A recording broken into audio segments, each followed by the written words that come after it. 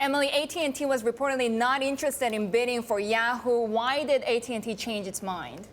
So I think the bottom line here is that they think this will help them compete with Verizon. Initially, AT&T decided to stay out of the game, though they kept their foot in the bidding process. AT&T had a stake in YP, the digital media company.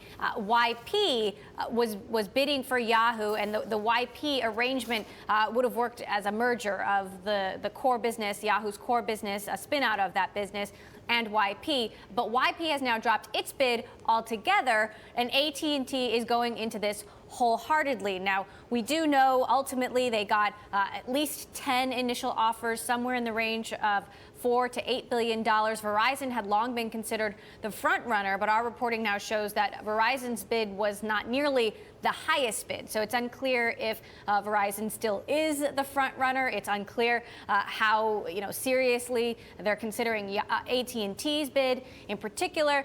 Now, AT&T, the way this would work, you can imagine that they would like to have some of Yahoo's ad tech technology to work with their mobile video business that they created as a result of their acquisition of DirecTV.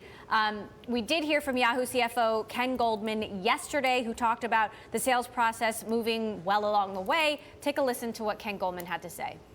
It is a robust process. I think it's well along the way. I'm not going to give a number of innings, which people like to sort of try to say, but I will say it's going, I think, very, very well. We're now hearing that the sales process will continue for at least another 2 to 3 weeks. There are several different parties still in the mix here, including the private equity firm TPG, a group led by Quicken Loans founder Dan Gilbert. We've heard that Warren Buffett is actually financing that particular bid, a group that includes Vista Equity Partners and former Yahoo executive Ross Levinson. So, we will again have to wait and see how this plays out. Emily, some other news today about Microsoft. It's cutting about 1,850 jobs in its handset division. What does this say about Microsoft's investment in or interest in cell phones going forward?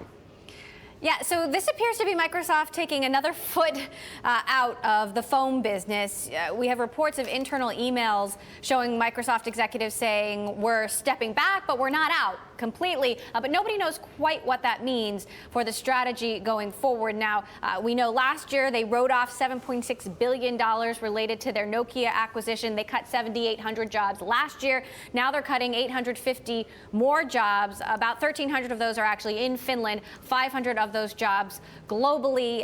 $200 million will be used for severance packages, but they're writing off another $950 million today. You could look at this as Microsoft focusing its phone strategy going forward. One theory is that maybe they'll pull out of the Lumia line of phones altogether, but maybe focus on a single Surface phone. There have been reports that they're working on a Surface phone for actually many, many years, but that's something that we haven't actually seen yet. But certainly, Microsoft hasn't come close in terms of gaining any significant market share in the mobile phone business, and it seems like they are now realizing that.